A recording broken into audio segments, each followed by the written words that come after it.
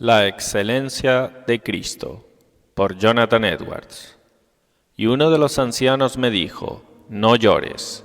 He aquí que el león de la tribu de Judá, la raíz de David, ha vencido para abrir el libro y desatar sus 7 sellos. Y miré y vi que en medio del trono y de los 4 seres vivientes y en medio de los ancianos estaba en pie un cordero como inmolado, que tenía 7 cuernos y 7 ojos, los cuales son los 7 espíritus de Dios enviados por toda la tierra. Apocalipsis 5, del 5 al 6. Las visiones y revelaciones que el apóstol Juan tuvo de los eventos futuros de la providencia de Dios son introducidos aquí con una visión del libro de los decretos de Dios, por el cual esos eventos fueron preordenados, lo cual es representado en Apocalipsis 5:1, como un libro a la diestra de quien estaba sentado en el trono, escrito por dentro y por fuera, sellado con 7 sellos. Libros en la forma en que solían de antaño ser hechos. Eran hojas amplias de pergamino, o papel, o algo de esa naturaleza, unido a un borde, y enrollado y luego sellado, o de alguna manera cerrado, para evitar que se desplegase y abriese. De ahí leemos del rollo de un libro, Jeremías 36:2. Parece haber sido un libro del que Juan tuvo la visión aquí, y por eso es dicho que es escrito por dentro y por fuera, o sea, en las páginas de dentro y también en una de las páginas de fuera, es decir, que estaba enrollado, al enrollar el libro juntamente. Y es dicho que es sellado con 7 sellos, para dar a entender que lo que estaba escrito estaba perfectamente escondido y era secreto, o que los decretos de Dios de los eventos futuros están sellados y cerrados de toda posibilidad de ser descubierto por criaturas, hasta que a Dios le agradase darlos a conocer. Encontramos que el número 7 es a menudo usado en la Escritura como el número de perfección, para dar a entender el grado superlativo o más perfecto de alguna cosa, que probablemente vino de que en el 7º día Dios contempló las obras de creación acabadas y descansó y se regocijó en ellas, por estar completas y perfectas. Cuando Juan vio este libro, nos dice que vio un ángel fuerte, proclamando en voz alta: ¿quién es digno de abrir el libro y desatar sus sellos? Y nadie en el cielo, ni en la tierra, ni debajo de la tierra, fue capaz de abrir el cielo, ni aún mirarlo. Y entonces nos dice cómo sus lágrimas fueron secadas, o sea, que uno de los ancianos le dijo: no llores. He aquí el león de la tribu de Judá ha vencido, como en el texto, aunque ningún hombre, ni ángel, ni ninguna mera criatura fue hallada o capaz de desatar los sellos o digno de ser admitido al privilegio de leer el libro. Sin embargo, esto fue declarado para el consuelo de este discípulo amado, que Cristo fue hallado tanto capaz como digno. Y tenemos un relato en los capítulos sucesivos de cómo realmente lo hizo, abriendo los sellos en orden, primero uno y después otro, revelando lo que Dios había decretado que sucedería en el futuro. Y tenemos un relato en este capítulo, de él viniendo y tomando el libro de la mano derecha de quien se sentaba en el trono, y de las alabanzas alegres que eran cantadas a él, en el cielo y en la tierra, en esa ocasión. Muchas cosas podrían ser observadas en las palabras del texto, pero para mi propósito actual, solo tomaré nota de 2 apelaciones distintas dadas aquí a Cristo. Primero, Él es llamado León. He aquí el león de la tribu de Judá. Él parece ser llamado el león de la tribu de Judá en alusión a lo que Jacob dijo en su bendición de las tribus, en su lecho de muerte, que cuando llegó a bendecir a Judá, lo compara a un león. Génesis 49:9. Judá, cachorro de león, de la presa subsiste. Hijo mío, se encorvó, se echó como león, así como león viejo. ¿Quién lo despertará? Y también en el modelo del campo de Judá en el desierto, en el que fue desplegado un león, según la tradición antigua de los judíos. Es contado mucho por los actos valientes de David, que la tribu de Judá, de la cual David era, está en la bendición profética de Jacob, comparada a un león. pero más especialmente con una mirada en Jesucristo, que también era de esa tribu, y era descendiente de David, y es en nuestro texto llamado la raíz de David, y por eso Cristo es aquí llamado el león de la tribu de Judá. Segundo, Él es llamado un cordero. Le fue dicho a Juan de un león que había vencido para abrir el libro, y probablemente esperaba ver un león en su visión. Pero mientras estaba esperando, he ahí que aparece un cordero para abrir el libro, un tipo de criatura muy diverso del de un león. Un león es un devorador, alguien que suele hacer una carnicería terrible de los demás, y no hay ninguna criatura que más fácilmente le caiga presa a él que un cordero. Y Cristo está aquí representado no solo como un cordero, una criatura muy propensa a ser muerta, pero un cordero como habiendo sido muerto, es decir, con las marcas de sus heridas mortales apareciéndole. Lo que observaré de las palabras como tema de mi discurso actual es este, o sea, doctrina. Hay una conjunción admirable de diversas excelencias en Jesucristo. El león y el cordero, aunque sean tipos de criaturas muy diversas, aún así cada una tiene sus excelencias peculiares. El león excede en fuerza y en la majestad de su apariencia y voz. El cordero excede en mansedumbre y paciencia. Además, la naturaleza excelente de la criatura como buena para comida y que produce lo que es adecuado para nuestra ropa y apropiado para ser ofrecido en sacrificio a Dios.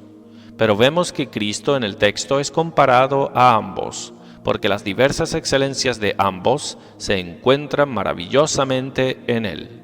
Al tratar de este tema, primero mostraré en dónde hay una conjunción admirable de diversas excelencias en Cristo. Segundo, cómo aparece esta conjunción admirable de las excelencias en los actos de Cristo. Y después haré una aplicación.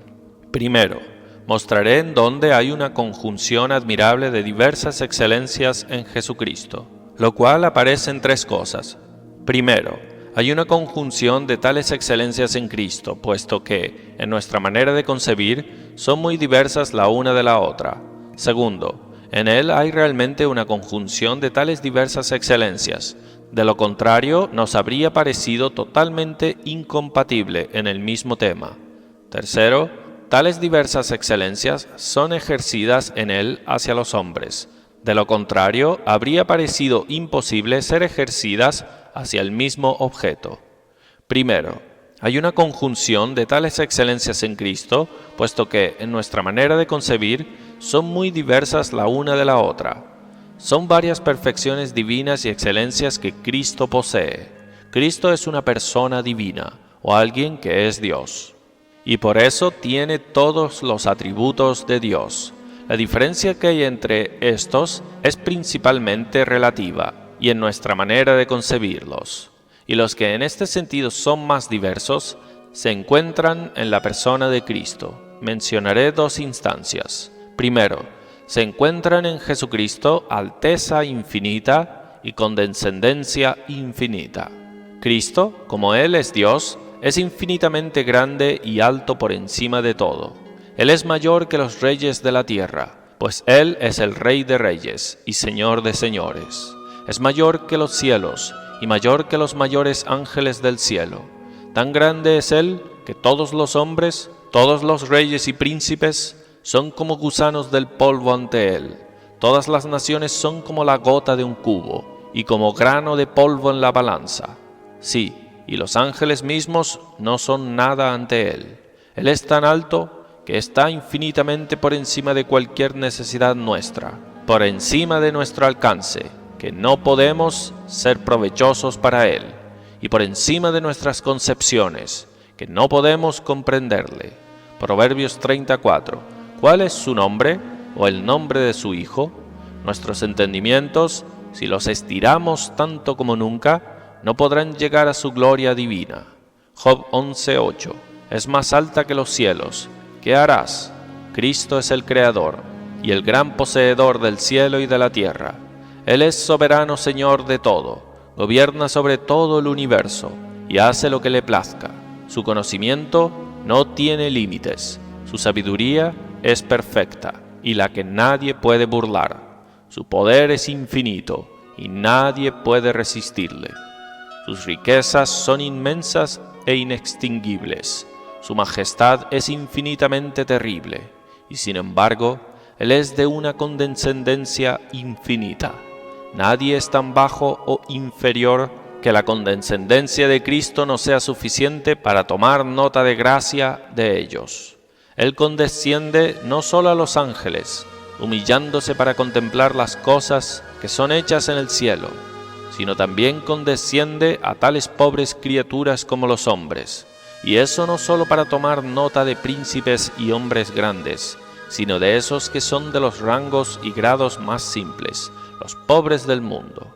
Santiago 2:5. Los que son comúnmente despreciados por sus criaturas iguales, Cristo no desprecia. 1 Corintios 1:28. Y lo vil del mundo y lo menospreciado escogió Dios. Cristo condesciende para tomar nota de los mendigos. Lucas 16:22. Y de siervos, y gente de las naciones más despreciadas. En Cristo Jesús no hay bárbaro, ni escrita, siervo, ni libre. Colosenses 3:11. Quien es así de alto, condesciende a tomar nota de gracia de niños. Mateo 19:14. Dejad a los niños venir a mí, lo cual es mucho más. Su condescendencia es suficiente para tomar nota de gracia de las criaturas más indignas, pecaminosas, las que no tienen ningún buen merecimiento y las que merecen infinitamente lo peor. Sí, tan grande es su condescendencia, que no solo es suficiente para tomar alguna nota de gracia de tales como estos, pero suficiente para todo lo que es un acto de condescendencia. Su condescendencia es grande lo suficiente para hacerse sus amigos, es grande lo suficiente para hacerse sus compañeros, para unir sus almas a Él en matrimonio espiritual. Es grande lo suficiente para asumir sus naturalezas, para volverse uno de ellos, para que pueda ser uno con ellos. Sí, es grande lo suficiente para rebajarse aún más bajo por ellos, hasta exponerse a la vergüenza y escupitajo.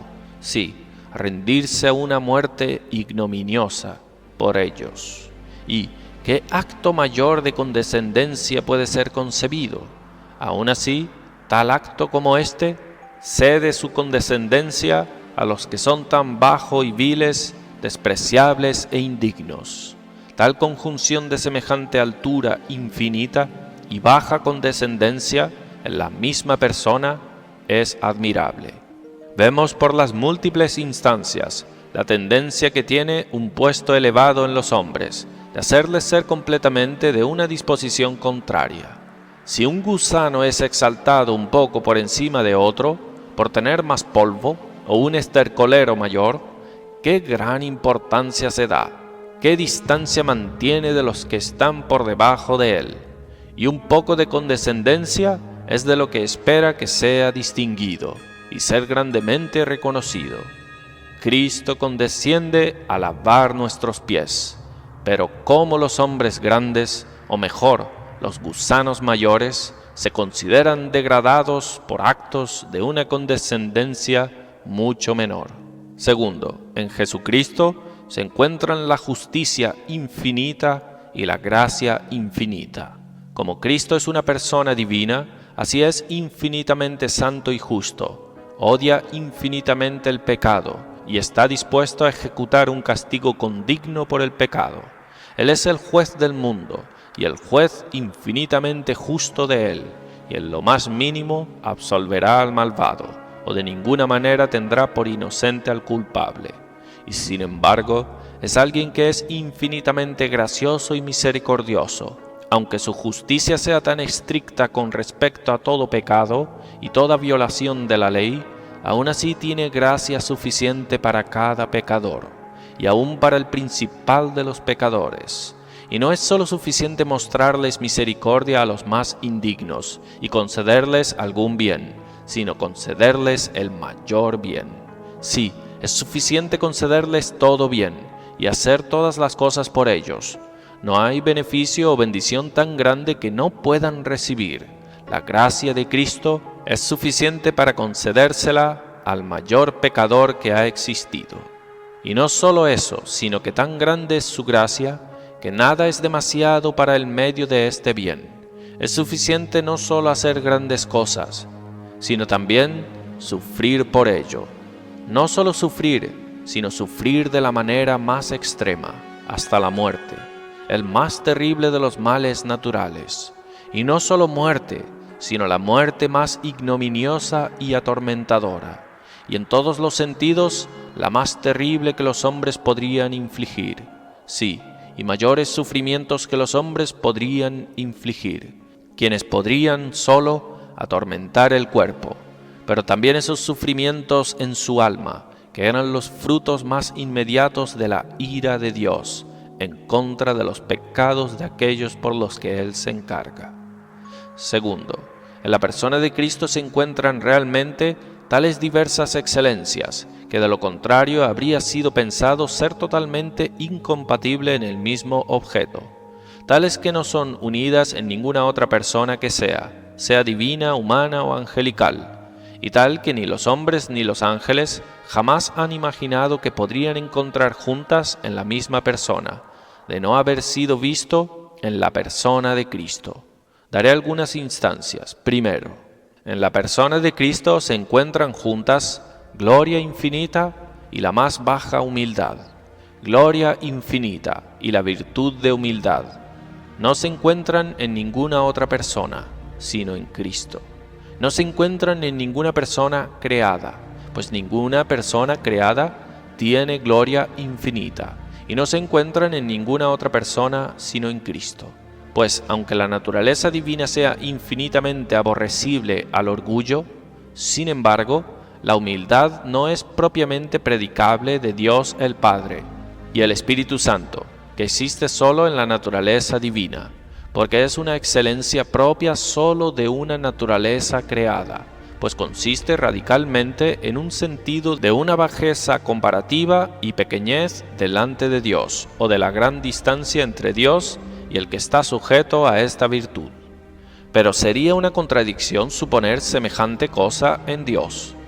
Pero en Jesucristo, quien es tanto Dios como hombre, estas dos diversas excelencias están dulcemente unidas. Él es una persona infinitamente exaltada en gloria y dignidad, Filipenses 2:6, el cual, siendo en forma de Dios, no estimó ser igual a Dios como cosa a que aferrarse. La honra debida a Él es igual a la del Padre, Juan 5:23, para que todos honren al Hijo como honran al Padre. Dios mismo dice de Él: tu trono, oh Dios, es por los siglos de los siglos, Hebreos 1:8.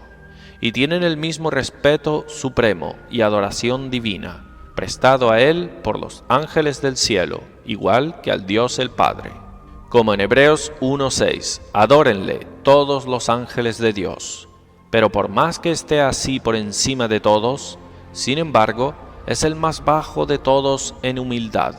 Nunca hubo un ejemplo tan grande de esta virtud, ni entre los hombres ni ángeles, como Jesús. Nadie jamás estaba tan consciente de la distancia entre Dios y Él, o que tuvo un corazón tan bajo delante de Dios, como el hombre Cristo Jesús. Mateo 11:29.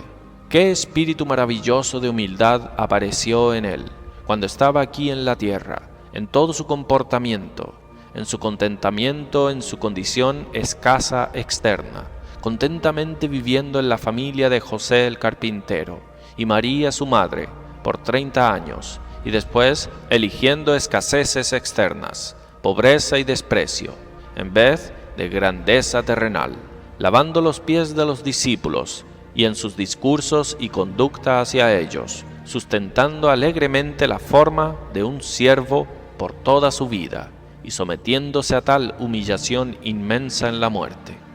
Segundo, en la persona de Cristo se encuentran la majestad infinita y mansedumbre trascendente. Otra vez, estas dos calificaciones que se encuentran no es en ninguna otra persona sino en Cristo.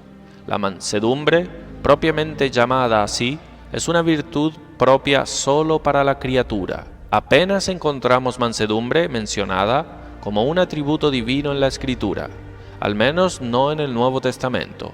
Por eso parece darse a entender una calma y quietud de espíritu, surgiendo de la humildad, en seres mutables, que son naturalmente propensos a quedarse irritados por los asaltos de un mundo tempestuoso e injurioso.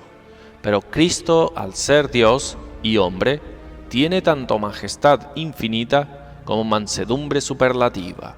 Cristo era una persona de majestad infinita. Es de él de quien se habla en Salmo 45:3. Ciñe tu espada sobre el muslo, valiente, con tu gloria y majestad. Es él quien es valiente, que cabalga sobre los cielos y sobre las nubes en su excelencia. Es él quien es temible desde sus santuarios, quien es más poderoso que el ruido de las muchas aguas, sí, que las poderosas olas del mar, delante de quien fuego va y abrasa a sus enemigos alrededor, a cuya presencia la tierra tiembla y los montes se derriten, quien se sienta en el círculo de la tierra y cuyos moradores son como langostas, quien amenaza al mar y lo hace secar y agota todos los ríos, cuyos ojos son como llamas de fuego, de cuya presencia y desde la gloria de cuyo poder los malvados serán castigados con destrucción eterna, quien es el bienaventurado y único soberano, el Rey de Reyes, Señor de Señores, que tiene el cielo por su trono y la tierra por su estrado, y es el alto y sublime que vive para siempre, cuyo reino es de eternidad a eternidad, y de quien cuyo dominio no tiene fin. Y sin embargo, él fue el ejemplo más maravilloso de mansedumbre y de quietud de espíritu humilde que hubo, conforme a las profecías sobre él, Mateo 21, 4 y 5. Todo esto aconteció para que se cumpliese lo dicho por el profeta, cuando dijo: Decida la hija de Sión, he aquí tu rey viene a ti, manso y sentado sobre una asna.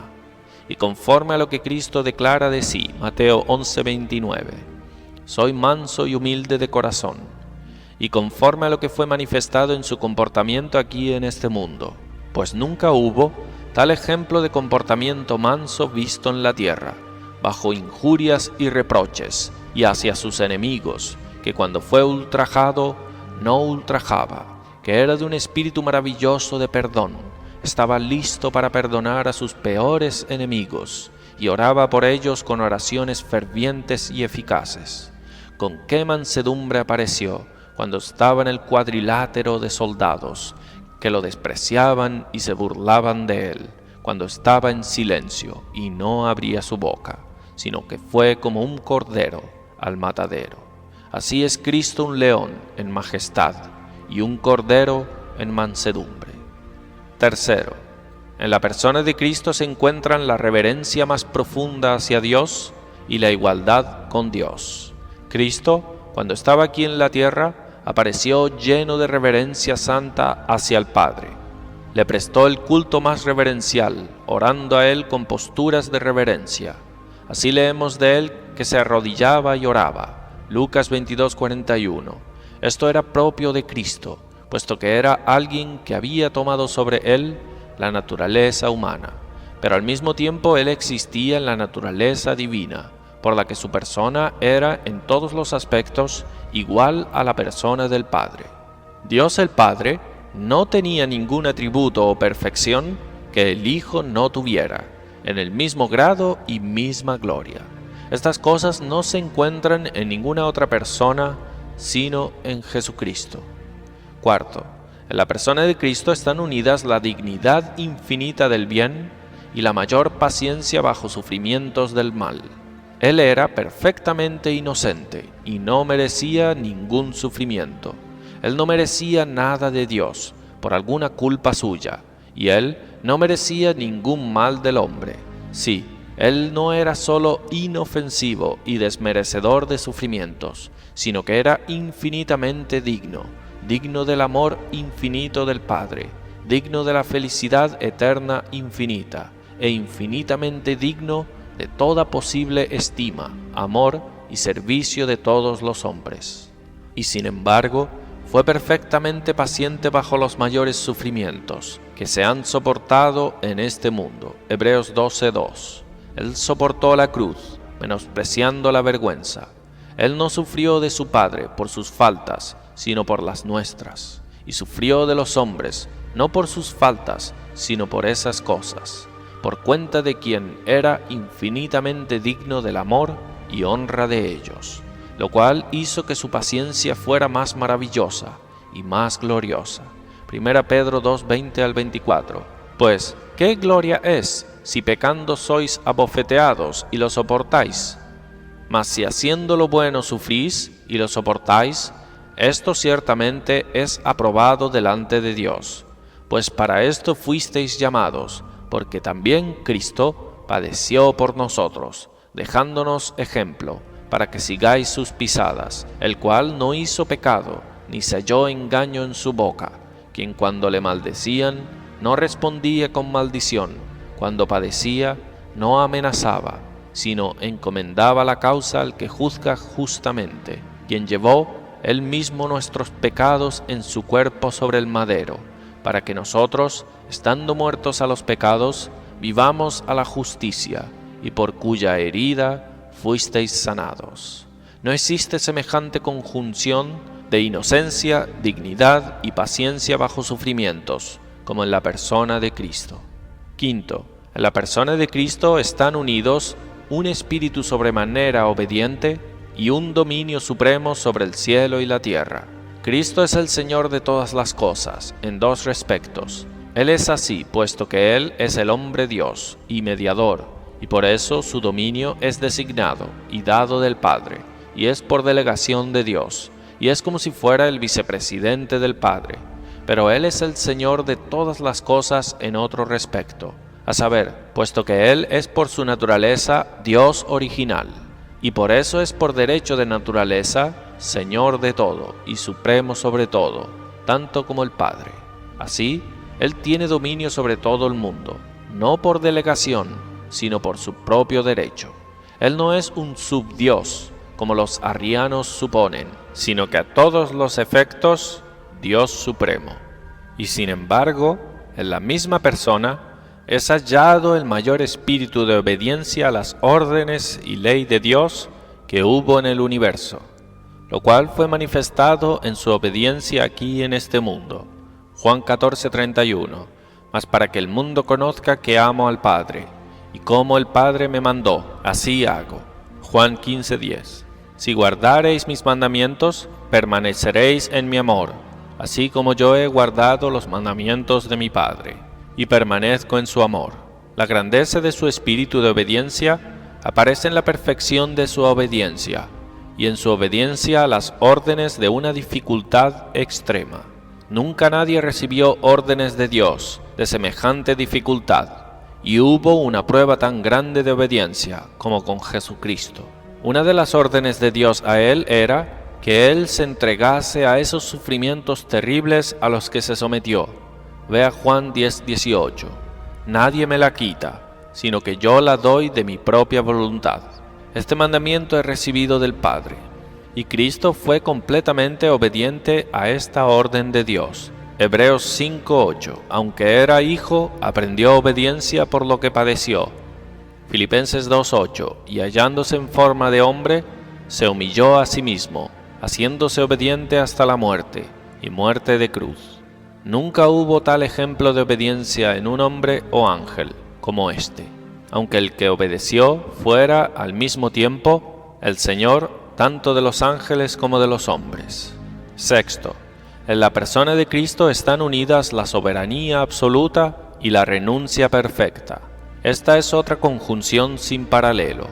Cristo, puesto que es Dios, es el soberano absoluto del mundo. Él es el soberano que dispone de todos los eventos. Los decretos de Dios son todos sus decretos soberanos, y la obra de creación, y todas las obras de providencia. Y la obra de creación y todas las obras de providencia de Dios son sus obras soberanas, porque en Él fueron creadas todas las cosas, las que hay en los cielos y las que hay en la tierra, visibles e invisibles. Sean tronos, sean dominios, sean principados, sean potestades, todo fue creado por medio de Él y para Él.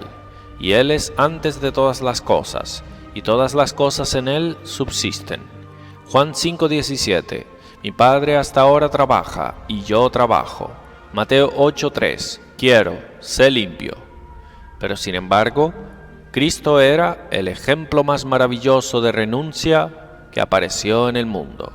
Él estaba absoluta y perfectamente renunciado. Cuando tuvo un prospecto cercano, inmediato de sus sufrimientos terribles y del cáliz terrible que iba a beber, la idea y expectación de eso hizo que su alma se entristeciese sumamente, hasta la muerte, y lo puso en una agonía que su sudor era como de grandes gotas o coágulos de sangre cayendo al suelo. Pero en tales circunstancias estaba totalmente resignado a la voluntad de Dios. Mateo 26:39. Padre mío, si es posible, pase de mí esta copa, pero no sea como yo quiero, sino como tú. Mateo 26:42. Padre mío, si no puede pasar de mí esta copa, sin que yo la beba, hágase tu voluntad. Séptimo, en Cristo se encuentran la autosuficiencia y una confianza y dependencia entera de Dios, lo cual es otra conjunción peculiar de la persona de Cristo. Puesto que Él es una persona divina, Él es autosuficiente, no necesitando nada. Todas las criaturas dependen de Él, pero Él no depende de nadie, sino que es absolutamente independiente. Su procedencia del Padre en su generación eterna o filiación no sustenta ninguna dependencia propia de la voluntad del Padre, pues esa procedencia era natural y necesaria, y no arbitraria. Pero aún así Cristo confió enteramente en Dios. Sus enemigos dijeron eso de Él. Confió en Dios, líbrele ahora si le quiere. Mateo 27:43. Y el apóstol testifica, 1 Pedro 2:23, que se encomendaba a Dios. Tercero, tales excelencias diversas son expresadas en Él hacia los hombres, que de lo contrario habría parecido imposible que fuesen ejercidas hacia el mismo objeto, como particularmente estas tres: justicia, misericordia y verdad. Las mismas que son mencionadas en Salmos 85:10. La misericordia y la verdad se encontraron, la justicia y la paz se besaron. La justicia estricta de Dios y su misma justicia vengativa, y la misma contra los pecados de los hombres, nunca fue manifestada tan gloriosamente como en Cristo. Él manifestó una consideración infinita al atributo de la justicia de Dios, en que cuando Él pensaba salvar a pecadores, estaba dispuesto a someterse a tales sufrimientos extremos, en vez de que la salvación de ellos fuese para la injuria de la honra de ese atributo. Y puesto que Él es el juez del mundo, Él mismo ejerce justicia estricta. Él no tendrá por inocente al culpable, ni absolverá al malvado en el juicio. Y sin embargo, qué misericordia infinita es maravillosamente mostrada en Él hacia pecadores, y qué gracia y amor glorioso e inefable ha sido, y es ejercido por Él hacia hombres pecadores. Aunque Él fuera el juez justo de un mundo pecaminoso, sin embargo, es también el Salvador del mundo. Aunque sea un fuego consumidor al pecado, sin embargo, es la luz y vida de pecadores. Romanos 3:25-26, a quien Dios puso como propiciación por medio de la fe en su sangre, para manifestar su justicia, a causa de haber pasado por alto en su paciencia los pecados pasados, con la mira de manifestar en este tiempo su justicia, a fin de que Él sea el justo y el que justifica al que es de la fe de Jesús.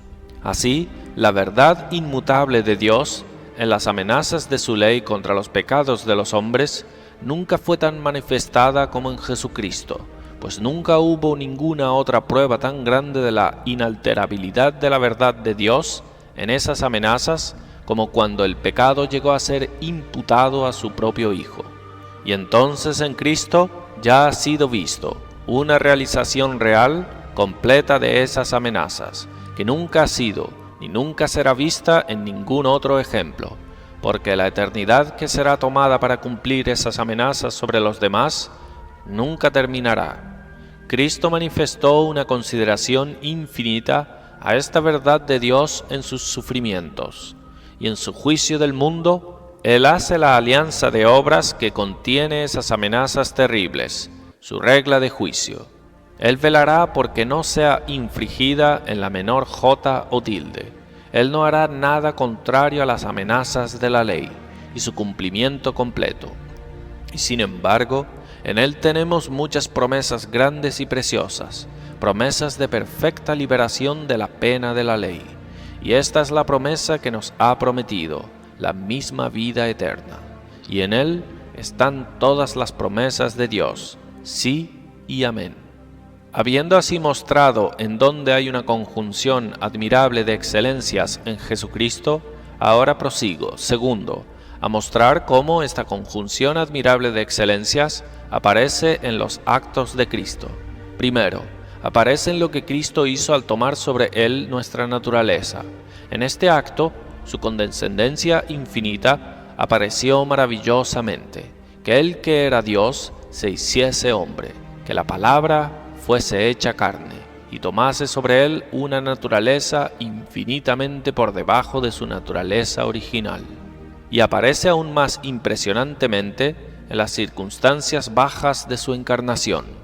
Fue concebido en el vientre de una pobre joven, cuya pobreza apareció en que vino a ofrecer sacrificios para su purificación. Ella trajo lo que era permitido en la ley solo en caso de pobreza, como Lucas 2:24, y para ofrecer conforme a lo que se dice en la ley del Señor, un par de tórtolas o 2 palominos. Esto era permitido solo en caso de que la persona fuese tan pobre que no podía ofrecer un cordero. Levítico 12:8. Y aunque su condescendencia infinita apareció así en su encarnación, aún así su dignidad divina también apareció en ella, pues aunque Él fue concebido en el vientre de una virgen pobre, aún así fue concebido ahí por el Espíritu Santo, y su dignidad divina también aparecía en la santidad de su concepción y nacimiento sin pecado. Como el ángel dijo a la Virgen bendecida, Lucas 1:35, el Espíritu Santo vendrá sobre ti, y el poder del Altísimo te cubrirá con su sombra, por lo cual también el santo ser que nacerá será llamado Hijo de Dios. Su condescendencia infinita aparecía maravillosamente en la manera de su nacimiento. Él fue dado a luz en un establo, porque no había espacio en la posada. La posada estaba ocupada por otros, que eran vistas como personas de mayor consideración. La Virgen bendita, por ser pobre y despreciada, echada o no admitida. Aunque estaba en tal circunstancia de necesidad, sin embargo, los que se tenían por mejores que ella, no le quisieron dar un lugar para ella, y por eso en el momento de sus dolores de parto, fue forzada a dirigirse a un establo, y cuando el hijo nació, fue enrollado en ropas de tela, y acostado en un pesebre, y allí estaba Cristo, un niño pequeño, y allí eminentemente apareció como un cordero, pero aún así, este niño débil que nació así en un establo y acostado en un pesebre, nació para conquistar y triunfar sobre Satanás, ese león rugiente. Vino para subyugar el gran poder de las tinieblas y exhibirlos públicamente, y así restaurar la paz sobre la tierra y manifestar la buena voluntad de Dios hacia los hombres y dar gloria a Dios en las alturas. Según el final de su nacimiento fue declarado por cánticos alegres de los ejércitos de ángeles gloriosos que se aparecieron a los pastores, al mismo tiempo que el niño estaba acostado en el pesebre, por lo cual su dignidad divina fue manifestada. Segundo, esta conjunción admirable de excelencias aparece en los actos y varios pasajes de la vida de Cristo. Aunque Cristo habitaba en la tierra en condiciones externas viles, por lo cual su condescendencia y humildad especialmente aparecía, y su majestad estaba velada, aún así su dignidad y gloria divina brillaban en muchos de sus actos a través del velo, y aparecía de manera ilustre que era no solo el Hijo del Hombre, sino el gran Dios. Así, en las circunstancias de su niñez, su vileza externa aparecía. Sin embargo, había algo en ese entonces que mostraba su dignidad divina. Cuando los hombres sabios fueron movidos desde el este a darle honra, siendo guiados por una estrella milagrosa, y llegando y arrojándose y adorándolo, y obsequiándolo con oro, incienso y mirra. Su humildad y mansedumbre aparecían maravillosamente en su sujeción a su madre y presunto padre, cuando era un niño. Él en esto aparecía como un cordero, pero su gloria divina prorrumpió y brilló, cuando a los 12 años discutía con los doctores en el templo, en que aparecía en una medida como el león de la tribu de Judá. Y así, después de que entrara a su ministerio público, su humildad y mansedumbre maravillosa fue manifestada en haber elegido aparecer en tales circunstancias externas viles y en contentarse con ellas, cuando era tan pobre que no tenía dónde reclinar su cabeza, y dependía de la caridad de algunos de sus seguidores por su subsistencia, como aparece en Lucas 8 al principio, como también en su relación mansa, condescendiente y familiar con sus discípulos, en sus discursos con ellos, tratándolos como un padre a sus hijos, sí, como amigos y compañeros, y en su paciencia, soportando tales aflicciones y reproches, y muchísimas injurias de los escribas y fariseos, y demás. En estas cosas aparecía como un cordero, y sin embargo, al mismo tiempo mostró de muchas maneras su majestad y gloria divina, y eso lo declaraba el león de la tribu de Judá. Sus obras maravillosas y milagrosas claramente mostraban que Él era el Dios de la naturaleza, en que aparecían por ellas que Él tenía toda la naturaleza en sus manos, y podía detenerla y parar y cambiar su curso como le agradase.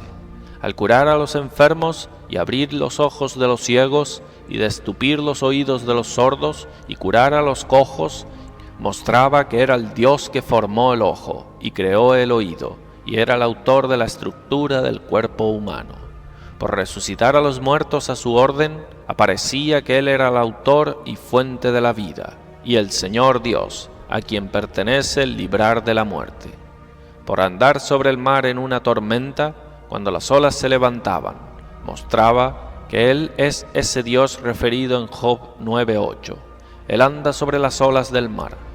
Al aquietar la tormenta y calmar el furor del mar, por su orden poderosa, diciendo: paz, aquíétate, Él mostraba ser quien tiene la orden del universo, y ser ese Dios que hace que suceda las cosas por la palabra de su poder, que habla y es realizado, que ordena y permanece firme, y de quien es referido en Salmo 65:7, el que sosiega el estruendo de los mares, el estruendo de sus ondas, y Salmo 107:29, cambia la tempestad en sosiego y se apaciguan sus ondas. Y Salmo 89, 8 y 9. Oh Jehová, Dios de los ejércitos, ¿quién como tú? Poderoso eres, Jehová, y tu fidelidad te rodea. Tú tienes dominio sobre la braveza del mar. Cuando se levantan sus ondas, tú las sosiegas. Cristo, al expulsar demonios, notablemente aparecía como el león de la tribu de Judá, y mostraba que era más fuerte que ese león rugiente, que busca a quien devorar. Él les ordenaba que saliesen, y eran forzados a obedecer. Se quedaban terriblemente temerosos de él. Ellos se arrojan ante él, y le imploran que no les atormenten. Fuerza una legión entera de ellos a abandonar su ocupación antigua por su palabra poderosa, y ellos no podían ni entrar en los cerdos hasta que él se fuese. Él mostraba la gloria de su omnisciencia al decir los pensamientos de los hombres, como tenemos con frecuencia relatado. En esto aparecía como ese Dios referido en Amós 4:3, anuncia al hombre su pensamiento. Así, en medio de su vileza y humillación, su gloria divina aparecía en sus milagros. Juan 2:11. Este principio de señales hizo Jesús en Caná de Galilea y manifestó su gloria. Y aunque Cristo normalmente aparecía sin gloria externa y en gran oscuridad, aún así en un momento determinado se quitó el velo y apareció en su majestad divina, hasta donde podía ser externamente manifestada a los hombres en este estado frágil, cuando se transfiguró en el monte. El apóstol Pedro habla de ello, 2 Pedro 1:16 al 17, hablando ahí de sí mismo, como alguien que era testigo ocular de su majestad, cuando recibió de Dios el Padre honra y gloria, cuando le vino esa voz de la gloria excelente, Este es mi Hijo amado, en quien estoy muy complacido. Voz la cual oyeron venir del cielo, cuando estaban con él en el Monte Santo. Y al mismo tiempo que Cristo solía aparecer en tal mansedumbre, condescendencia y humildad, en sus discursos íntimos con sus discípulos, apareciendo ahí como el Cordero de Dios, también solía aparecer como el león de la tribu de Judá, con autoridad y majestad divina, al reprender bruscamente a los escribas y fariseos y otros hipócritas. Tercero, esta admirable conjunción de excelencias aparece notablemente en su oferta de sí como sacrificio por pecadores en sus últimos sufrimientos. Como esta fue la mayor cosa en todas las obras de redención, el mayor acto de Cristo en esa obra, así especialmente en ese acto aparece esa admirable conjunción de excelencias, de la que ha sido referida. Cristo nunca apareció tanto como un cordero como cuando fue muerto. Como cordero fue llevado al matadero. Isaías 53:7.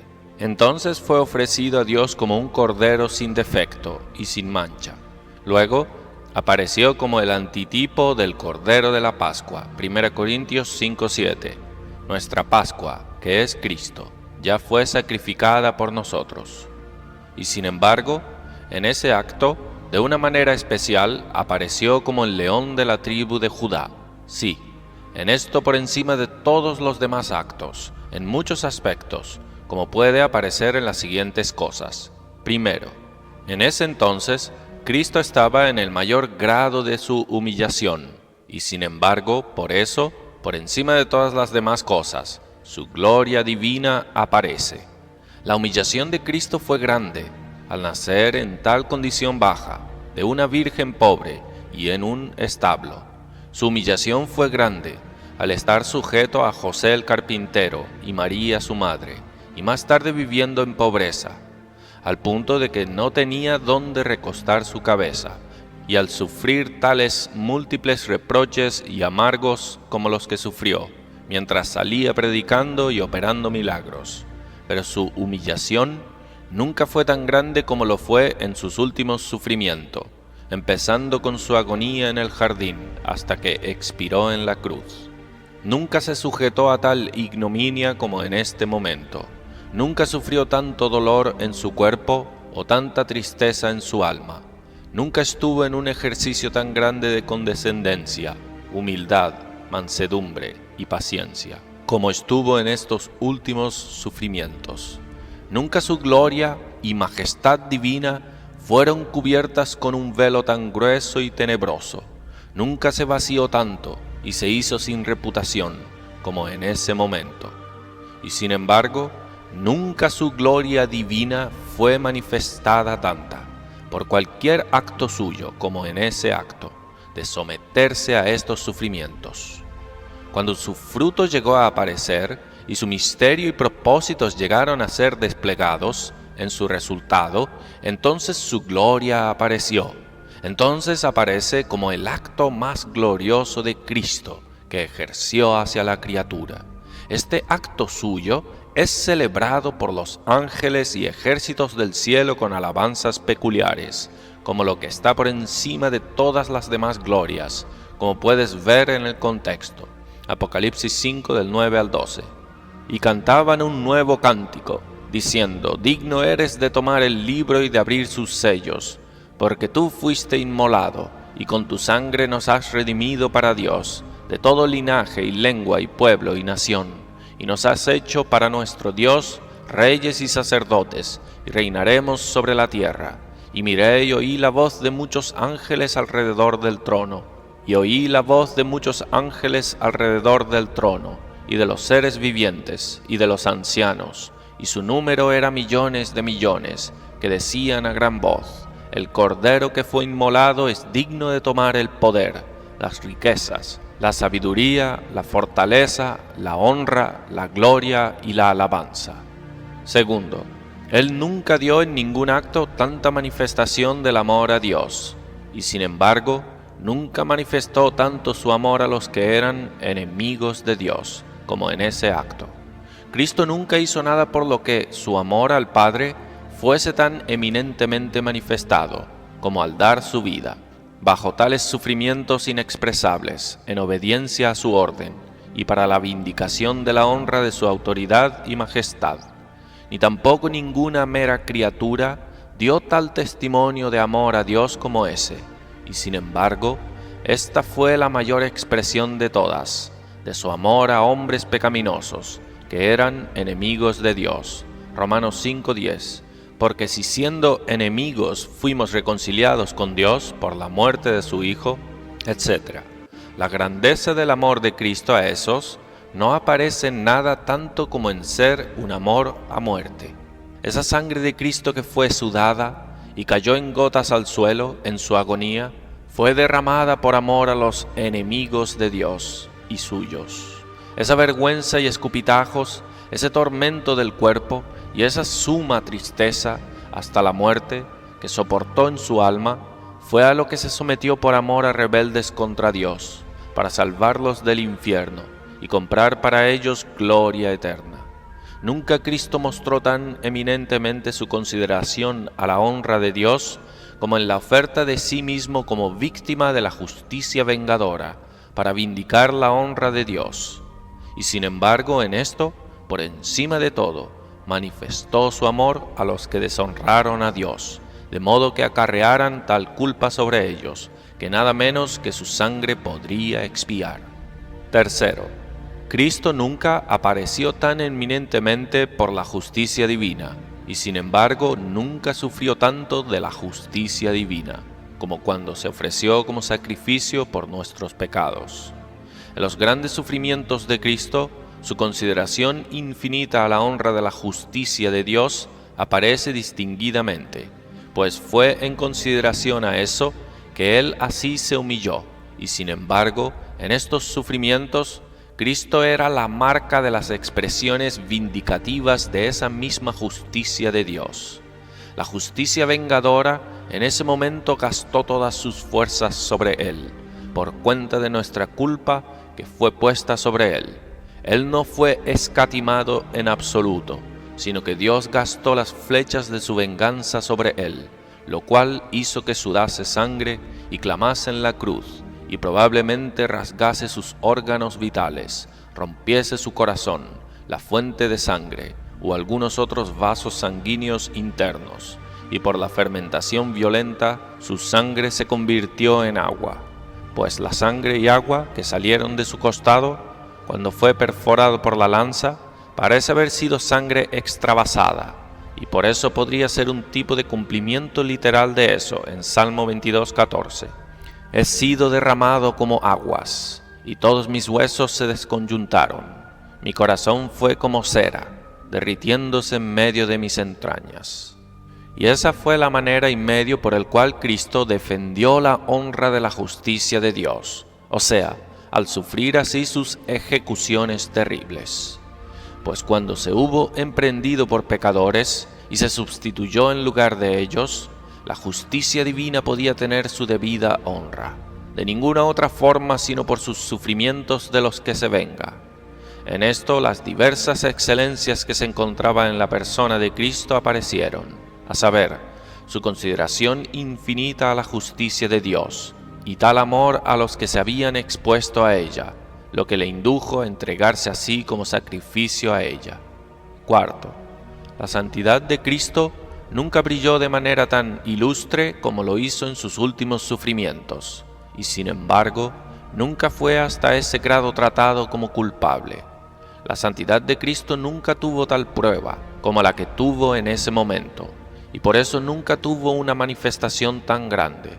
Cuando fue probado en este horno, salió como oro, o como plata purificada 7 veces. Su santidad en ese momento apareció por encima de todo en su búsqueda firme de la honra de Dios y en su obediencia a Él, pues su entrega a la muerte fue trascendentalmente el mayor acto de obediencia que fue prestado a Dios por alguien desde la fundación del mundo. Y sin embargo, en ese momento Cristo fue tratado en el mayor grado como una persona malvada. Él fue capturado y atado como un malhechor. Sus acusadores lo representaron como el más miserable malvado. En sus sufrimientos antes de su crucifixión, fue tratado como si hubiera sido el peor y más vil de la humanidad, y después fue ejecutado a un tipo de muerte que nadie sino los peores tipos de malhechores solían sufrir, los que eran más despreciables en sus personas y culpables de los crímenes más negros. Y sufrió como si fuera culpable por Dios mismo, por motivo de nuestra culpa imputada a Él, pues Él fue hecho pecado por nosotros, quien no conoció pecado. Fue sometido a la ira, como si hubiera sido Él mismo pecaminoso. Fue hecho maldición por nosotros. Cristo nunca manifestó tan grandemente su odio al pecado como contra Dios, como en su muerte, para quitar la deshonra que el pecado había hecho a Dios. Y sin embargo, Él nunca estuvo a tal grado sujeto a los terribles efectos del odio de Dios al pecado e ira contra el pecado, como Él en ese entonces estaba. En esto aparecen esas diversas excelencias encontrándose en Cristo, a saber, amor a Dios y gracia a pecadores. Quinto, Él nunca fue tratado como tan indigno como en sus últimos sufrimientos, y sin embargo, es principalmente por cuenta de ellos que Él es considerado digno. En eso fue tratado como si no hubiera sido digno de vivir. Ellos clamaron, «Fuera, fuera, crucifícale». Juan 19:15. Y ellos prefieren a Barrabás antes que a Él. Y Él sufrió por el Padre, como alguien cuyos deméritos eran infinitos, por motivo de nuestros deméritos, y fueron puestos sobre Él. Y sin embargo, fue especialmente por ese acto de sujetarse a esos sufrimientos y por cuenta de los cuales fue considerado principalmente digno, que Él mereció la gloria de su exaltación. Filipenses 2, 8 y 9. Y estando en la condición de hombre, se humilló a sí mismo, haciéndose obediente hasta la muerte, y muerte de cruz, por lo cual Dios también lo exaltó hasta lo sumo. Y vemos que es principalmente por cuenta de esto, que Él es exaltado como digno por santos y ángeles en el contexto. Digno, dicen ellos, es el Cordero que fue inmolado. Esto muestra una conjunción admirable en Él de dignidad infinita e infinita condescendencia y amor a los infinitamente indignos. Sexto, Cristo en sus últimos sufrimientos sufrió más extremadamente de los que en ese entonces Él estaba en su mayor acto de amor. Él nunca sufrió tanto por su Padre, aunque no por algún odio hacia Él, sino por el odio a nuestros pecados, pues en ese momento Él lo abandonó, como Cristo lo expresa en la cruz, o le quitó los consuelos de su presencia, y entonces le agradó al Señor quebrantarlo y sujetarlo a padecimiento. Isaías 53:10. Y sin embargo, nunca dio una manifestación tan grande de amor a Dios como en ese momento, como ya ha sido observado. Así, Cristo nunca sufrió tanto de manos de hombres como en ese momento, y sin embargo, nunca ejerció un amor tan elevado hacia los hombres. Él nunca fue tan maltratado por sus discípulos, que estaban tan despreocupados por sus sufrimientos, que no quisieron vigilar con Él por una hora en su agonía. Y cuando fue capturado, todos los abandonaron y huyeron, excepto Pedro, que lo negó con juramentos y maldiciones. Y sin embargo, en ese momento estaba sufriendo, derramando su sangre y vertiendo su alma hasta la muerte por ellos. Sí, probablemente en ese momento estaba derramando su sangre por algunos de ellos que derramaron su sangre. Estaba muriendo por algunos de los que estaban matándolo, por quienes oró mientras estaban crucificándolo. Y más tarde probablemente fueron llevados a Cristo por la predicación de Pedro. Compara Lucas 23:34, Hechos 2:23, 36, 37 y 41, y Hechos 3:17, y Hechos 4:4. Entonces, esto muestra un admirable encuentro de la justicia y gracia en la redención de Cristo. Séptimo, fue en los últimos sufrimientos de Cristo, por encima de todo, que fue entregado al poder de sus enemigos, y sin embargo, por estos, por encima de todo, Él obtuvo la victoria sobre sus enemigos. Cristo nunca estuvo tanto en las manos de sus enemigos como en el momento suyo de sus últimos sufrimientos. Ellos buscaron su vida antes, pero de vez en cuando eran refrenados, y Cristo escapaba de sus manos. Y este motivo es dado, que su tiempo todavía no había llegado, pero ahora ellos fueron permitidos obrar sus voluntades sobre él. Él fue en un alto grado entregado a la malicia y crueldad de tanto hombres perversos como de demonios. Y por eso cuando los enemigos de Cristo vinieron a capturarlo, Él les dice, Lucas 22:53, habiendo estado con vosotros cada día en el templo, no extendisteis las manos contra mí, mas esta es vuestra hora y la potestad de las tinieblas. Y sin embargo, fue principalmente por medio de esos sufrimientos que conquistó y derrocó a sus enemigos.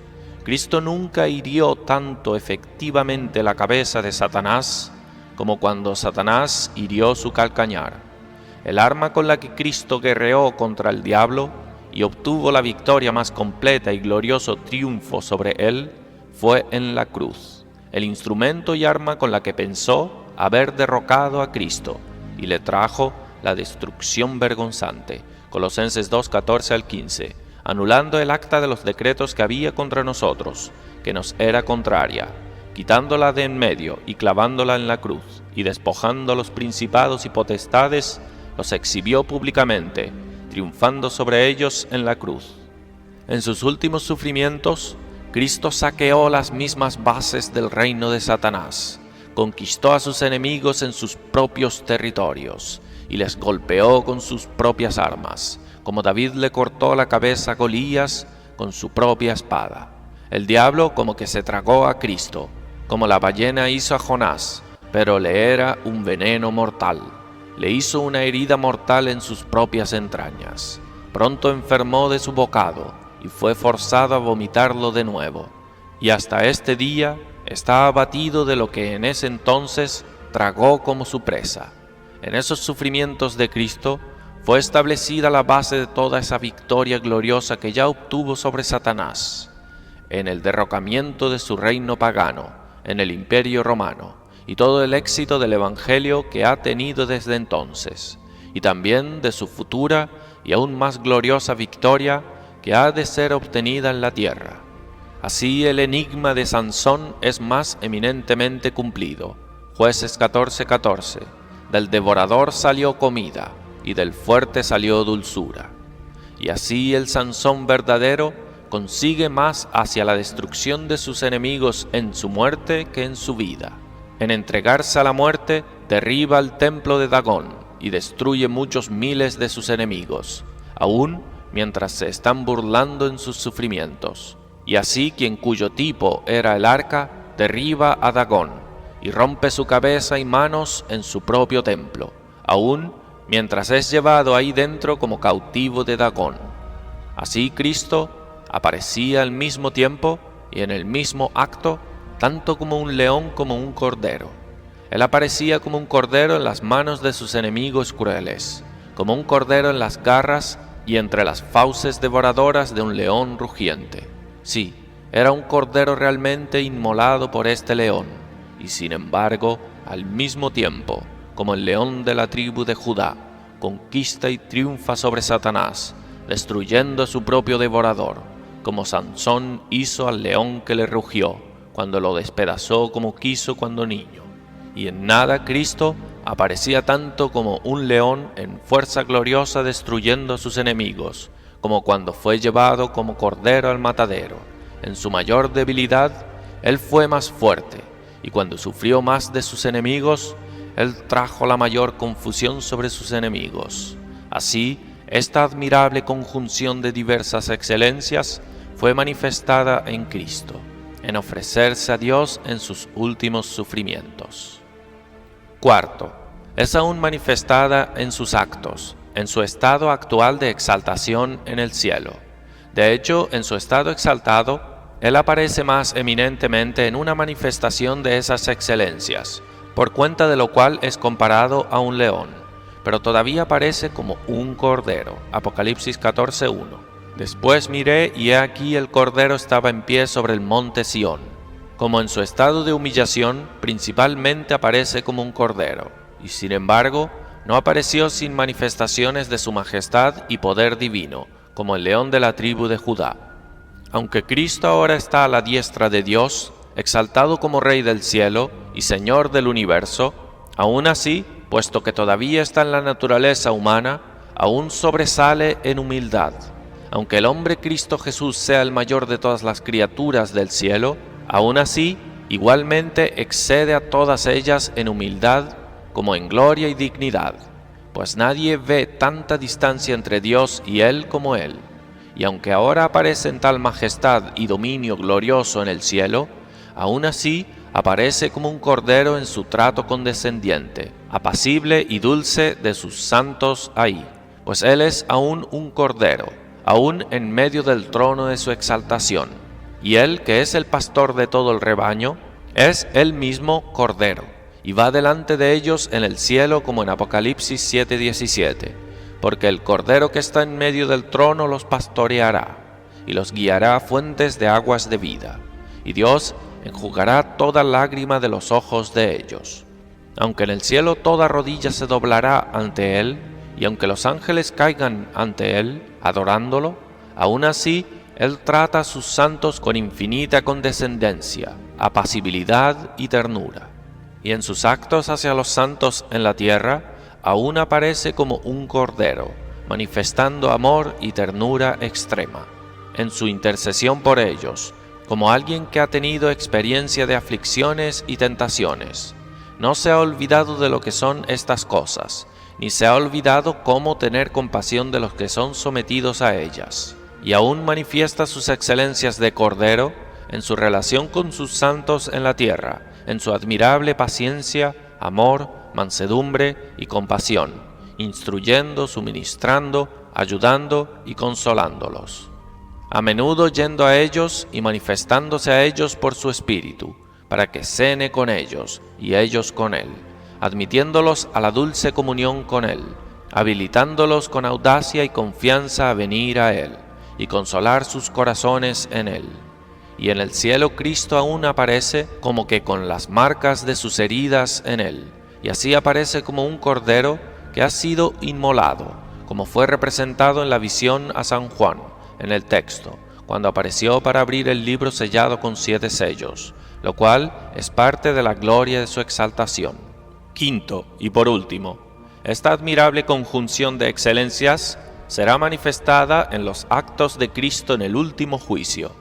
En ese tiempo, por encima de todos los tiempos, Él aparecerá como el león de la tribu de Judá, en grandeza y majestad infinita, cuando venga en la gloria del Padre, con todos los santos ángeles, y la tierra tiemble ante Él, y los montes se derritan. Esto es de lo que habla Apocalipsis 20:11. Y vi un gran trono blanco, y al que estaba sentado en él, de delante del cual huyeron la tierra y el cielo. Él entonces aparecerá en la forma más terrible y asombrosa a los malvados.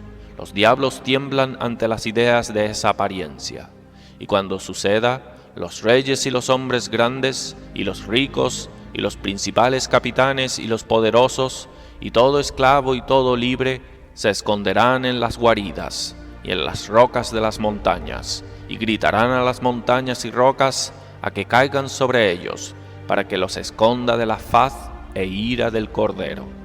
Y nadie puede declarar o concebir las manifestaciones espantosas de la ira en la que entonces Él aparecerá hacia estos, o el temblor y asombro y los chillidos y rechinar de dientes, con los que permanecerán ante su trono de juicio, y recibirán la terrible sentencia de su ira. Y sin embargo, al mismo tiempo, Él aparecerá como un cordero a sus santos, los recibirá como amigos y hermanos, tratándolos con apacibilidad y amor infinito. No habrá nada en Él terrible a ellos, sino hacia ellos se vestirá totalmente con dulzura y ternura. La iglesia entonces será admitida a Él como su novia. Ese será su día de boda. Todos los santos serán dulcemente invitados a venir con Él, a heredar el reino y a reinar en Él con Él por toda la eternidad. Aplicación. Primero, por esta doctrina podemos aprender un motivo por el que Cristo es llamado por esa variedad de nombres, y expresado bajo esa variedad de representaciones en la Escritura. Es para indicar y se nos exhiba mejor esa variedad de excelencias que se reúnen y son unidas en Él. Muchas apelaciones son mencionadas juntas en un verso, Isaías 9:6, porque un niño nos es nacido, hijo nos es dado, y el principado sobre su hombro, y se llamará su nombre Admirable, Consejero, Dios fuerte, Padre eterno, Príncipe de paz. Muestra una conjunción maravillosa de excelencias, que la misma persona sea un hijo, nacido y dado, y sin embargo sea el Padre de la eternidad, sin principio ni fin, que sea un niño, y sin embargo sea quien cuyo nombre es Consejero y Dios fuerte. Y bien puede su nombre, en quien tales cosas son unidas, ser llamado admirable. Por motivo de la misma maravillosa conjunción, Cristo es representado por una gran variedad de cosas sensibles, que son por alguna consideración excelentes. Así en algunos lugares es llamado sol, como Malaquías 4:2, en otros una estrella, Números 24:17, y Él es especialmente representado por la estrella de la mañana, como excediendo todas las demás estrellas en brillo. Y es la estrella resplandeciente de la mañana, Apocalipsis 22:16. Y como en nuestro texto, es comparado a un león en un verso y a un cordero en el texto. Así a veces es comparado a un corzo o a un cervatillo, otra criatura muy diversa de un león. Así en algunos lugares es llamado roca, en otros lugares es comparado a una perla, en algunos lugares es llamado un hombre de guerra y el capitán de nuestra salvación, en otros lugares es representado como un novio. En Cantares 2:1 es comparado a una rosa y lirio, que son flores dulces y bellas. Y en el siguiente verso es comparado a un árbol, dando frutos dulces. En Isaías 53:2 es llamado una raíz de tierra seca, pero en otra parte, en vez de eso, es llamado árbol de vida, que crece no en una tierra seca o estéril, sino en medio del paraíso de Dios. Apocalipsis 2:7. Segundo, que la consideración de esta maravillosa reunión de diversas excelencias en Cristo te induzca a aceptarlo y a apegarte a Él como tu Salvador. Como todas las formas de excelencias se encuentran en Él, así coinciden en Él todas las formas de argumentos y motivos para moverte a elegirlo por tu Salvador, y a todo lo que tiende a animar a pobres pecadores a venir y a poner sus confianzas en Él. Su plenitud y toda suficiencia como un Salvador aparece gloriosamente en esa variedad de excelencias de las que han sido habladas. El hombre caído está en un estado de gran miseria extrema y está desamparado en ella. Es una pobre criatura débil, como un recién nacido arrojado en sus sangres, en el día que nació. Pero Cristo es el león de la tribu de Judá. Él es fuerte, aunque nosotros seamos débiles. Él ha prevalecido para hacer por nosotros lo que ninguna criatura más podía hacer. El hombre caído es una vil criatura despreciable, un gusano despreciable, pero Cristo, quien se ha emprendido por nosotros, es infinitamente honorable y digno. El hombre caído está contaminado, pero Cristo es infinitamente santo. El hombre caído es detestable, pero Cristo es infinitamente agradable. El hombre caído es el objeto de la indignación de Dios, pero Cristo es infinitamente querido para Él. Nosotros hemos provocado terriblemente a Dios, pero Cristo ha realizado esa justicia que es infinitamente preciosa a los ojos de Dios. Y aquí no solo hay fuerza infinita y dignidad infinita, sino condescendencia infinita, y amor y misericordia, tan grande como el poder y dignidad. Si eres un pobre pecador angustiado, cuyo corazón está listo para hundirse por temor de que Dios nunca tenga misericordia de ti, no tienes por qué tener miedo de ir a Cristo, por miedo de que Él o sea incapaz o esté indispuesto a ayudarte. Aquí hay un fundamento fuerte y un tesoro inagotable para satisfacer las necesidades de tu pobre alma. Y aquí hay gracia y amabilidad infinita para invitar y alentar a una pobre alma indigna, temerosa de venir. Si Cristo te acepta, no tienes por qué temer, sino que estarás seguro, pues Él es un león fuerte para defenderte, y si vienes, no tienes por qué temer, sino que serás aceptado, pues Él es un cordero a todos los que vienen a Él, y los recibe con gracia y ternura infinita. Es verdad que Él tiene una majestad terrible, Él es el gran Dios, y está infinitamente por encima de ti, pero hay esto para animar y alentar al pobre pecador, que Cristo es tanto hombre como Dios. Él es una criatura, al igual que el Creador, y es la criatura más humilde y mansa de corazón que cualquiera en el cielo o en la tierra. Esto puede bien hacer a la pobre criatura indigna audaz en venir a Él. No tienes por qué hesitar ni un momento, sino que puedes correr a Él y lanzarte a Él. Ciertamente serás graciosa y mansamente recibido por Él. Aunque Él sea un león, Él solo es un león a tus enemigos, pero Él te será un cordero.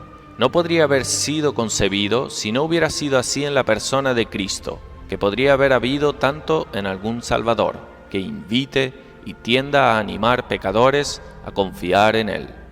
Sean las circunstancias en las que estés, no tienes por qué tener miedo de venir a semejante Salvador como este, aunque seas una criatura tan mala como nunca. Aquí hay dignidad suficiente.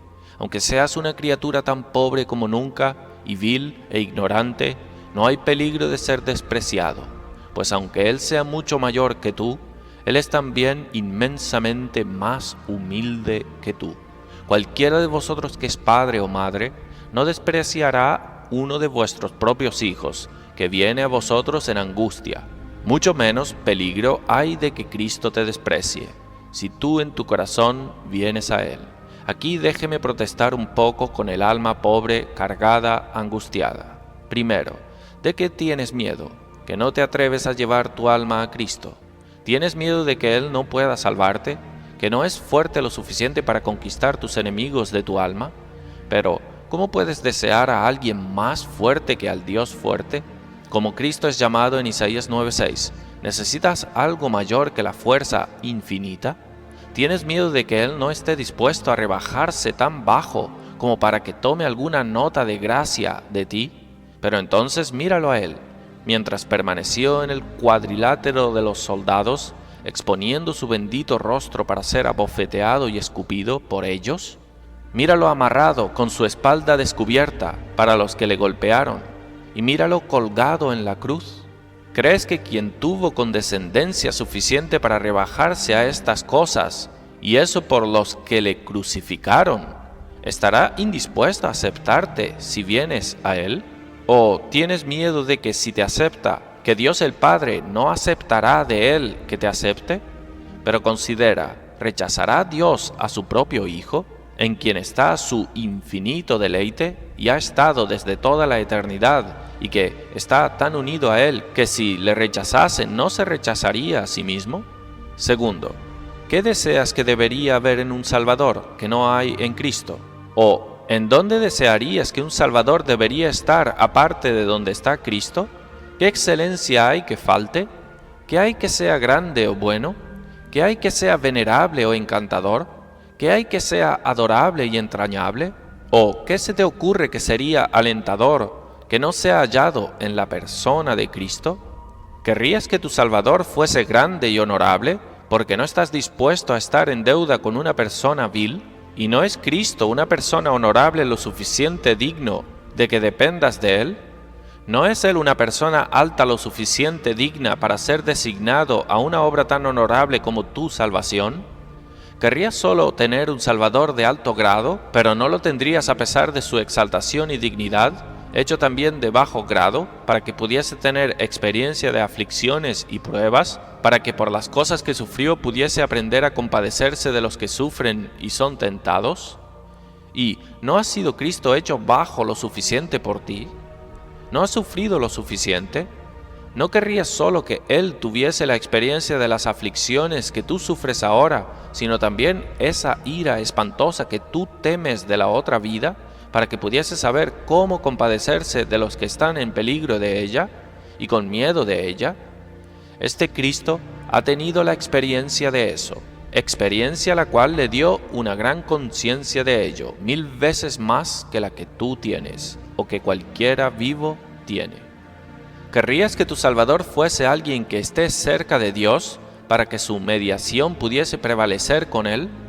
¿Y puedes desear que esté más cerca de Dios de lo que está Cristo, quien es el unigénito Hijo de la misma esencia con el Padre? ¿Y no querrías tenerlo cerca de Dios, sino también cerca de ti, para que tuvieses acceso libre a Él? ¿Y no querrías tenerlo más cerca de ti que el de estar en la misma naturaleza, y no solo eso, sino unido a ti por una unión espiritual, tan cerca como es apropiadamente representado por la unión de la esposa con el esposo, de la rama con la vid, del miembro con la cabeza? Sí, de modo que se considere como uno y llamado un espíritu, pues así Él estará unido a ti si lo aceptas. ¿Querrías tener un Salvador que ha dado algún testimonio grande y extraordinario de misericordia y amor a pecadores, por algo que Él ha hecho, tanto como por lo que Él dice? ¿Y puedes pensar o concebir de cosas mayores de las que Cristo ha hecho? ¿No era algo grande para Él, quien era Dios, asumir sobre sí la naturaleza humana, para no ser únicamente Dios, sino un hombre de ahí en adelante para toda la eternidad? Pero, ¿considerarías el sufrimiento por pecadores como aún un testimonio mayor de amor a pecadores que el de meramente hacer, aunque nunca haya alguna cosa tan extraordinaria que ha hecho? ¿Y desearías que un Salvador sufriese más que lo que Cristo ha sufrido por pecadores? ¿Qué hay que falte? ¿O qué añadirías si pudieras, para hacerle más adecuado para ser tu Salvador? Pero además, para inducirte a aceptar a Cristo como tu Salvador, considera dos cosas particularmente.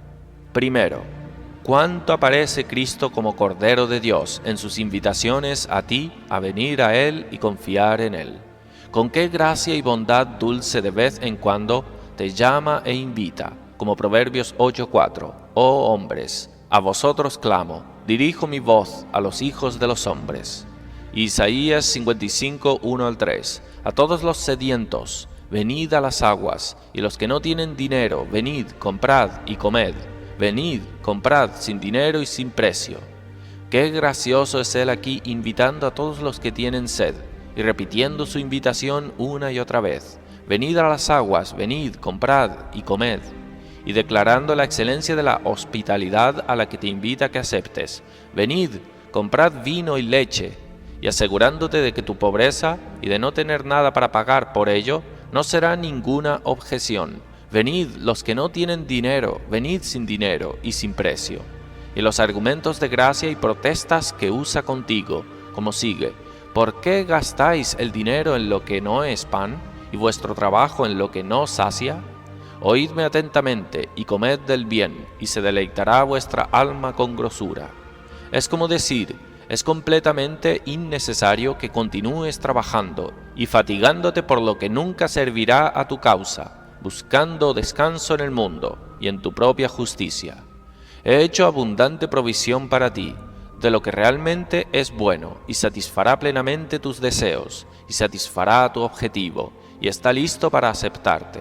Si vienes a mí, me comprometeré para ver todas tus necesidades suplidas, y tú hecha una criatura feliz. Como Él promete en Isaías 55:3, inclinad vuestro oído y venid a mí, oíd y vivirá vuestra alma.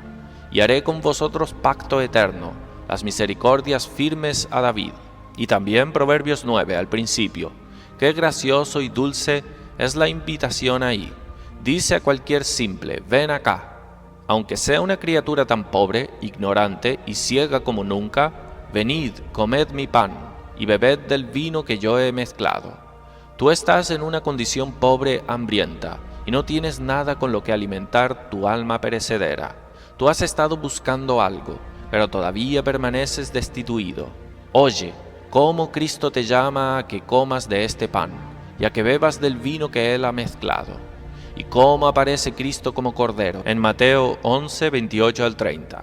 Venid a mí todos los que estáis trabajados y cargados, y yo os haré descansar. Llevad mi yugo sobre vosotros, y aprended de mí, que soy manso y humilde de corazón, y hallaréis descanso para vuestras almas, porque mi yugo es fácil y ligera mi carga.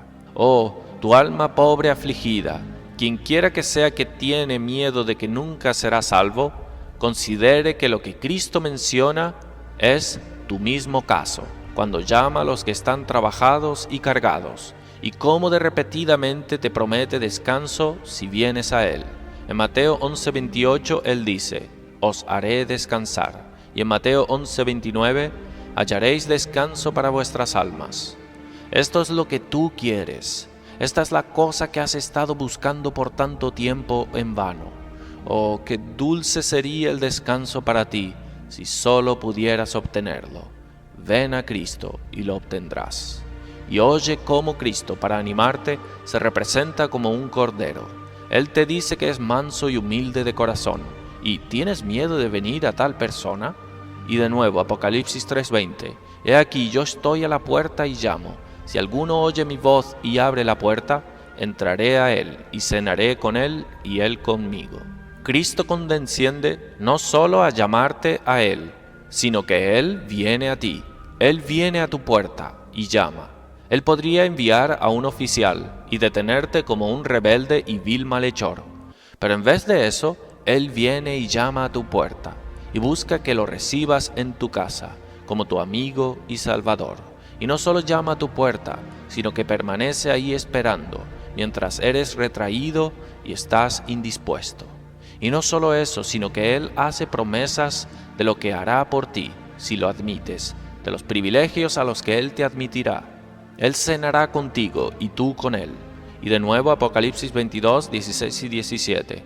Yo soy la raíz y el linaje de David, la estrella resplandeciente de la mañana. Y el espíritu y la esposa dicen, ven. Y el que oye diga, ven. Y al que tiene sed, venga. Y el que quiera, tome del agua de la vida gratuitamente.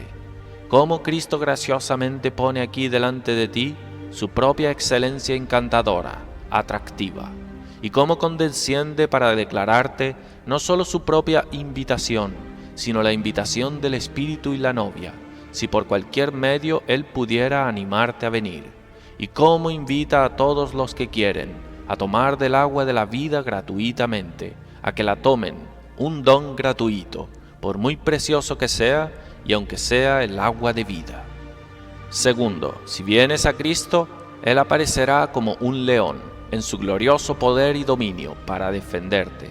Todas esas excelencias suyas, en las que aparece como un león, serán tuyas, y serán empleadas para ti, en tu defensa, por tu seguridad, y para promover tu gloria. Él será como un león para luchar contra tus enemigos. Quien te toque u ofenda provocará su ira, como quien provoca a un león. A menos que tus enemigos puedan conquistar a este león, ellos no serán capaces de destruirte o hacerte daño. A menos que sean más fuertes que él, no serán capaces de impedir tu felicidad. Isaías 31:4. Porque Jehová me dijo a mí de esta manera, como el león y el cachorro de león ruge sobre la presa, y si se reúne cuadrilla de pastores contra él, no lo espantarán sus voces, ni se acobardará por el tropel de ellos. Así Jehová de los ejércitos descenderá a pelear sobre el monte de Sión y sobre su collado. Tercero, que lo que ha sido dicho sea aprovechado para inducirte a amar al Señor Jesucristo y elegirlo por tu amigo y porción. Como hay tal admirable reunión de diversas excelencias en Cristo, así hay todo en Él para hacerle digno de tu amor y elección, y para ganarlo y comprometerlo. Sea lo que haya o pueda haber que sea deseable en un amigo, está en Cristo, y del mayor grado que puede ser deseado. ¿Elegirías por amigo una persona de gran dignidad? Es una cosa que atrae a los hombres tener por amigos a quienes están muy por encima de ellos, porque son considerados honrados por la amistad de tales. Así, ¿cómo de atractivo sería que una criada inferior fuese el objeto del amor querido de algún príncipe grande y excelente? Pero Cristo está infinitamente por encima de ti y por encima de todos los príncipes de la tierra, pues Él es el Rey de Reyes. Una persona tan honorable como esta se ofrece a ti, en la amistad más cercana y querida. ¿Y elegirías tener un amigo no solo grande, sino bueno? En Cristo, grandeza infinita y bondad infinita se encuentran juntas, y reciben lustre y gloria una de la otra. Su grandeza es hecha encantadora por su bondad. Cuanto mayor alguien es sin bondad, mayor será el mal. Pero cuando la bondad infinita es unida con la grandeza, la hace una grandeza gloriosa y adorable. Así que por otro lado, su bondad infinita recibe el lustre de su grandeza. Quien es de gran entendimiento y habilidad, y es con todo de una disposición buena y excelente, será más merecidamente más estimado que un ser más bajo y menor, con el mismo tipo de inclinación y buena voluntad. En verdad, la bondad es excelente en cualquier sujeto que sea hallada, es belleza y excelencia en sí, y hace a todos los que están poseídas de ella excelentes, y sin embargo, más excelente cuando unida con la grandeza, como las mismas cualidades excelentes del oro, hace que el cuerpo en el que son inherentes más preciosos y de mayor valor cuando unidas con grandeza que cuando con dimensiones menores. Y qué gloriosa es la vista ver a quien es el gran Creador y Señor supremo del cielo y la tierra, lleno de condescendencia y compasión tierna y misericordia hacia el vil e indigno. Su gran poder y majestad infinita y autosuficiencia hace a su extremo amor y gracia más sorprendentes, y cómo su condescendencia y compasiones hacen amar su majestad, poder y dominio, y hace que esos atributos sean agradables, que de lo contrario sería solo terrible. ¿No desearías que tu amigo, aunque grande y honorable, fuese de semejante condescendencia y gracia, y así tener el camino abierto para el acceso libre a él, para que su exaltación por encima de ti no te impidiese de tu gozo libre de su amistad? ¿Y no elegirías no solo que la grandeza y majestad infinita de tu amigo fuese como que ablandada con condescendencia y gracia, sino que tú también deseases tener tu amigo en tu propia naturaleza, para que él pudiese acercarse más a ti? ¿Elegirías un amigo mucho más por encima de ti y aún como que a tu altura también? Aunque atraiga a los hombres, tener un amigo cercano y querido de dignidad superior, sin embargo, también hay una inclinación en ello por tener a sus amigos como copartícipes de ellos en circunstancias. Así es Cristo, aunque sea el gran Dios, aún así como si fuera, se ha rebajado para estar a tu altura, de modo que se hizo hombre como tú, para que no solo pudiese ser tu Señor, sino tu hermano, y para que fuese más apto para ser un compañero por tal gusano de la tierra. Esta es una parte de Cristo asumir sobre él la naturaleza humana, para que su pueblo pudiese estar bajo ventajas para una conversación familiar mejor con él, de la que la distancia infinita de la naturaleza divina permitiría. Y por cuenta de esto, la Iglesia anhelaba por la encarnación de Cristo. Cantares 8:1. Oh, si tú fueras como un hermano mío, que mamó los pechos de mi madre. Entonces, hallándote fuera, te besaría, y no me menospreciarían. Un plan de Dios en el Evangelio es llevarnos a hacer de Dios nuestro respeto íntegro, para que pueda cautivar nuestra consideración en todos los sentidos, para que sea la inclinación natural que haya en nuestras almas, Él sea su centro. Que Dios pueda ser todo en todos. Pero hay una inclinación en la criatura no solo para la adoración de un Señor y soberano, sino para la complacencia en alguien como un amigo, a amar y deleitarse en alguien con el que se pueda conversar como un compañero. Y la virtud y santidad no destruyen o debilitan esta inclinación de nuestra naturaleza, sino que Dios ha ingeniado en el asunto de nuestra redención que una persona divina sea el objeto hasta de esta inclinación de nuestra naturaleza, y a fin de ello, esa persona ha descendido hasta nosotros, y ha tomado nuestra naturaleza, y se ha hecho uno de nosotros, y se llama nuestro amigo, hermano y compañero. Salmo 122, 8. Por amor de mis hermanos y mis compañeros, diré yo, la paz sea contigo. Pero, ¿no es suficiente invitarte y animarte al acceso libre de un amigo tan grande y alto, de que Él es alguien de infinita gracia condescendiente y también ha asumido tu naturaleza y se ha hecho hombre? Pero además, para alentarte y ganarte, ¿querrías un hombre de mansedumbre y humildad maravillosa? Tal persona es Cristo. Él no solo se hizo hombre por ti, sino mucho más el más manso y humilde de todos los hombres, el mayor ejemplo de estas virtudes dulces que ha habido o habrá. Y además de esto, Él tiene todas las demás excelencias humanas en la perfección más elevada. En verdad, no son adiciones propias a sus excelencias divinas. Desde su encarnación, Cristo no tiene más excelencia en su persona que la que tenía antes, pues la excelencia divina es infinita y no se le puede añadir. Sin embargo, sus excelencias humanas son manifestaciones adicionales de su gloria y excelencias a nosotros, y son recomendaciones adicionales de Él a nuestra estima y amor, quienes somos de comprensión finita.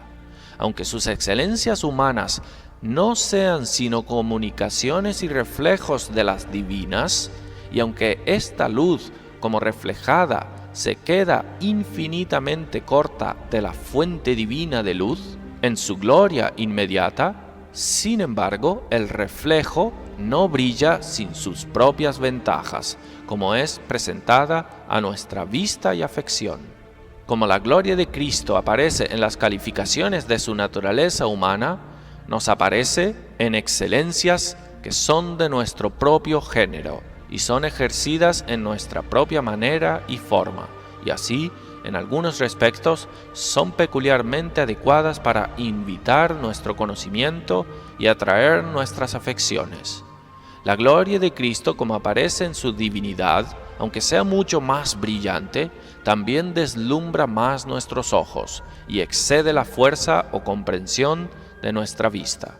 Pero como brillan las excelencias humanas de Cristo, es llevada más a un nivel con nuestras concepciones y conveniencia a nuestra naturaleza y forma, sin embargo, reteniendo un aspecto de la misma belleza divina y un sabor de la misma dulzura divina. Pero como tanto las excelencias divinas como las humanas se reúnen en Cristo, ellas se resaltan y recomiendan una a la otra a nosotros. Es lo que tiende a hacer que amemos la majestad divina e infinita y santidad de Cristo, que son atributos de una persona que está en nuestra naturaleza, que es uno de nosotros, que se ha vuelto en nuestro hermano, y es el más manso y humilde de los hombres. Eso nos anima a mirar a estas perfecciones divinas, por muy elevadas y grandes, aun así como en lo que tenemos un interés y a más de un derecho y libertad para disfrutar gratuitamente.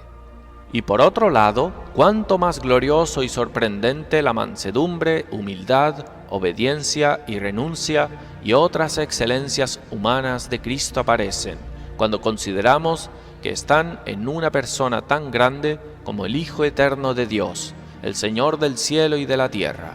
Al elegir a Cristo por tu amigo y porción, obtendrás estos dos beneficios infinitos.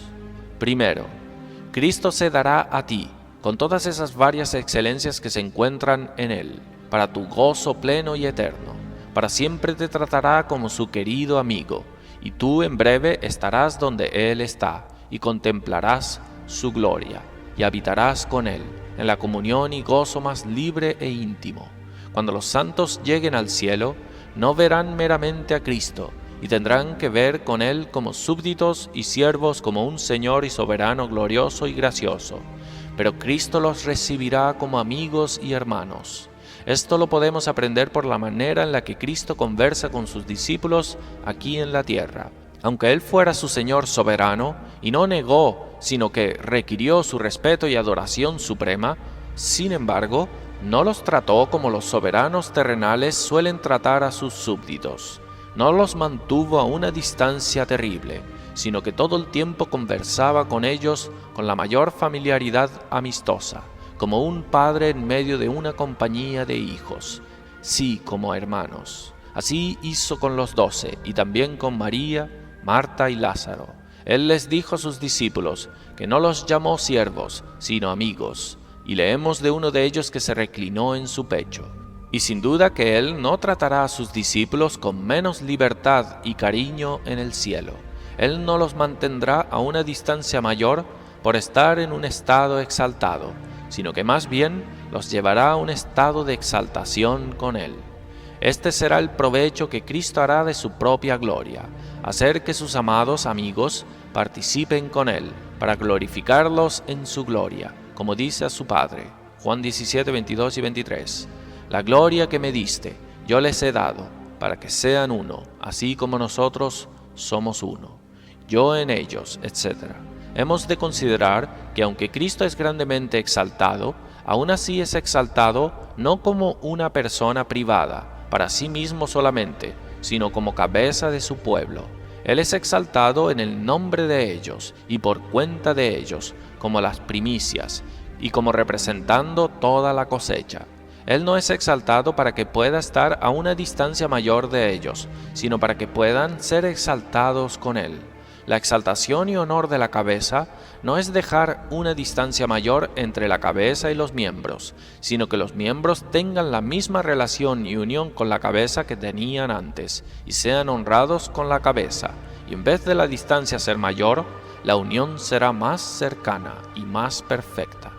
Cuando los creyentes lleguen al cielo, Cristo los conformará a sí mismo. Como está sentado en el trono de su Padre, así serán hechos en sus medidas como Él. Cuando Cristo estaba yendo al cielo, Él consoló a sus discípulos con eso, que dentro de poco Él volvería de nuevo y los tomaría para sí mismo, para que pudiesen estar con Él otra vez. Y no debemos suponer que cuando los discípulos llegaron al cielo, lo encontraron manteniendo una distancia mayor que la que solía tener. No, sin duda, Él los abrazó como amigos, y les dio la bienaventuranza a la casa del Padre suya y de ellos, y a su gloria y la de ellos. Los que han sido amigos en este mundo, que han estado juntos con Él aquí, y han participado juntos de tristezas y problemas, ahora son bienvenidos por Él a descansar y a participar de la gloria con Él. Él los tomó y los guió a sus aposentos, y les mostró toda su gloria, como oró en Juan 17:24. Padre, aquellos que me has dado, quiero que donde yo estoy, también ellos estén conmigo, para que vean mi gloria que me has dado. Y Él los guió a sus fuentes de agua viva, los hizo participar de sus deleites, como ora en Juan 17:13, para que tengan mi gozo cumplido en sí mismos. Y los sienta con Él a su mesa en su reino, y los hace participar con Él de sus exquisiteces, según su promesa, Lucas 22:30. Y los guió a su casa de banquetes, y los hizo beber el vino nuevo con Él, en el reino de su Padre Celestial, como Él les predijo, cuando instituyó la cena del Señor, Mateo 26:29. Sí, la conversación de los santos con Cristo en el cielo no solo será tan íntima, y sus accesos a Él tan libres, como lo era con los discípulos en la tierra, sino que en muchos respectos, mucho más, pues en el cielo esa unión vital será perfecta, lo cual es sumamente imperfecta aquí.